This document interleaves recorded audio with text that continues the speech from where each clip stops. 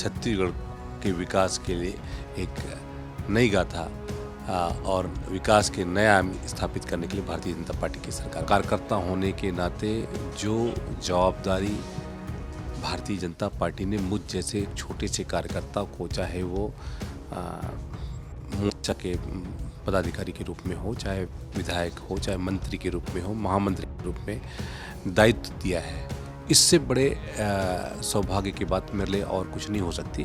Congress party ने किसानों के अन्न के साथ में उनका खून पसीने की कमाई नहीं है ना, क्योंकि एक किसानों का कमाई है और किसानों का धान को किस तरीके से इन्होंने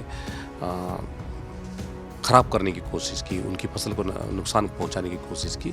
हमारे साथ भारतीय जनता पार्टी के नवनिर्वाचित विधायक और पूर्व मंत्री केदार कश्यप यहाँ पर मौजूद है। बहुत सारे मुद्दे पर उनसे बात करेंगे। सबसे बड़ा मुद्दा तो ये है कि चुनाव जीतना तो चुनौती आप लोगों के लिए था, मगर जिस तरह से सीएम के नाम पर अभी तक कोई फैसला नहीं हो पाया है, पर्यवेक्षक कब तक हो जाएंगे, तो ये भी एक बड़ी चुनौती के रूप में नजर आ रहा है। और लोग ये भी बोल रहे हैं कि अब तय नहीं कर पा रहे क्योंकि दावेदार बहुत हैं इस मामले में। आप भी एक दावेदार हैं, बस्तर से जीत के आए हैं, पूर्व मंत्री रह चुके हैं, आदिवासी चेहरा है, क्या कहना है? कि इंतज़ार करिए और अभी बैठकें चल रही हैं और कुछ ही समय, कुछ दिनों में ही ये फैसला हो जाएगा। अभी इतनी उतावला क्यों? सरकार बनी है और उस सरकार का हमारे जितने भी हम सारे मिलकर के विधायकों को अपने इस काल का भी हम लोग को आनंद लेने दीजिए। और लगातार जिस तरीके से भारतीय जनता पार्टी की विजय हुई है और केंद्रीय नेतृत्व लगातार इस बात को लेकर के तय कर रहा है और जल्द से जल्द इस पर भी निर्णय होगा और छत्तीसगढ़ के विकास के लिए एक नई गाथा और विकास के नया आयाम स्थापित करने के लिए भारतीय जनता पार्टी की सरकार। आपको अगर जिम्मेदारी मिलती तो निभाने के लिए तैयार हैं? देखिए, भारतीय जनता पार्टी का कार्यकर्ता होने के नाते जो जवाबदारी भारतीय जनता पार्टी ने मुझ जैसे एक छोटे से कार्यकर्ता को, चाहे वो मोर्चा के पदाधिकारी के रूप में हो, चाहे विधायक हो, चाहे मंत्री के रूप में हो, महामंत्री के रूप में दायित्व दिया है, इससे बड़े सौभाग्य की बात मेरे लिए और कुछ नहीं हो सकती। भारतीय जनता पार्टी ने निश्चित तौर पे छोटे से छोटे कार्यकर्ता का ध्यान रखा है और हमेशा उनके मान सम्मान में वृद्धि की है। और भारतीय जनता पार्टी के कार्यकर्ता होने के नाते हमारे लोगों के लिए, विकास के लिए जो भारतीय जनता पार्टी की नीतियां हैं वो हमारे कहते हैं जन जन तक पहुँचे, ये हमारा पहला प्रयास है। छत्तीसगढ़ की जनता एक गाना गा रही, इंतहा हो गई इंतजार की, उनका ये इंतजार कब खत्म होगा?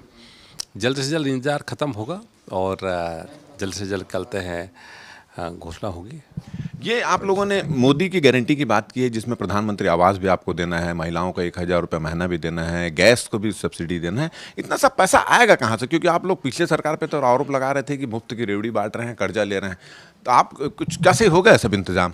देखिए, पहले तो कोई योजना राज्य में थी नहीं, लेकिन भारतीय जनता पार्टी की जब सरकार बनी 2003 के बाद से जितनी भी योजना हो, चाहे हमारे यहाँ पर नमक की योजना हो, चाहे चावल की योजना हो, चाहे चना की योजना हो, सारी योजना तो भारतीय जनता पार्टी ने चालू की। चाहे वो हमारे क्या कहते हैं उज्ज्वला योजना हो, चाहे आयुष्मान भारत हो, चाहे वो प्रधानमंत्री आवास हो, सारी योजनाओं का क्रियान्वयन तो भारतीय जनता पार्टी ने किया, कांग्रेस पार्टी ने किया ही किया इस देश में इतने वर्षों तक राज करने के बाद। और पैसे की चिंता आप मत करिए, पैसे की व्यवस्था होगी और जनता के हित के लिए जो भी कदम उठाना पड़े वो कदम उठा करके, मतलब कर्जा लेना पड़ेगा तो लेंगे आप? जो भी स्थिति होगी उसी स्थिति से वहाँ पर बैठ करके तय होगा, वो पार्टी तय करेगी। अतिक्रमणकारियों के खिलाफ, गुंडे बदमाशों के खिलाफ आप लोग कार्रवाई कर रहे हैं और ये बोल रहे हैं कि अब सरकार की मंशा के अनुसार अधिकारी जो है काम कर रहे हैं। किसानों का धान भीग रहा है, 3 दिन से पानी गिर रहा है, किसानों का धान भीग रहा है, इसकी ओर कोई ध्यान नहीं दिया रहा। बहुत जगह से शिकायतें आई, कुछ दिशा निर्देश, कुछ क्या? देखिए, कांग्रेस पार्टी ने किसानों के अन्न के साथ में उनका खून पसीने की कमाई नहीं है ना, क्योंकि एक किसानों का कमाई है और किसानों का धान को किस तरीके से इन्होंने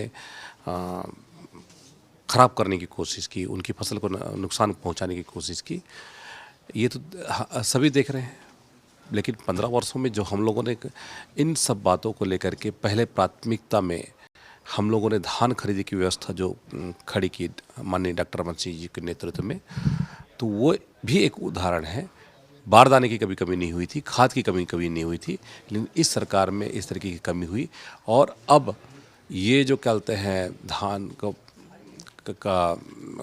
जो खराब हो रहा है, इस पर भी कहते हैं भारतीय जनता पार्टी की सरकार अच्छा कदम लेगी, बड़ा कदम। एक आखिरी सवाल ये है कि आपके जो पड़ोसी हैं अमरजीत भगत, चुनाव के समय उन्होंने बड़े बड़े बात कहे थे और बोला था कि हमारी सरकार फिर से बनकर आ रही है, 75 पार जा रहे हैं, भारतीय जनता पार्टी साफ हो रही है।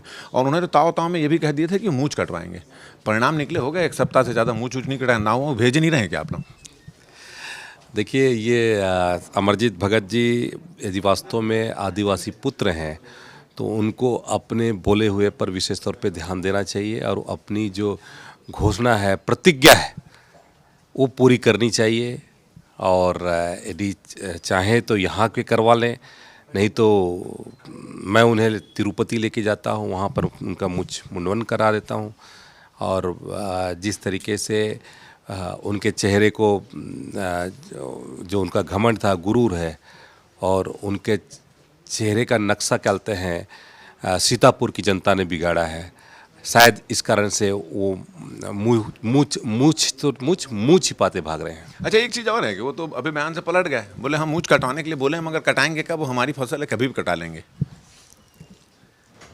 यही तो बात है, कांग्रेसियों के जो नेता हैं, इनके जो बड़े नेता जिस तरीके से बड़ी बड़ी बातें करते हैं, प्रतिज्ञा करते हैं, घोषणा करते हैं, कभी गंगा जल को हाथ में लेते हैं, अब इसके लिए भी गंगा जल को हाथ में उठाना पड़ेगा क्या? ये इस बात का जवाब अमरजीत भगत दें।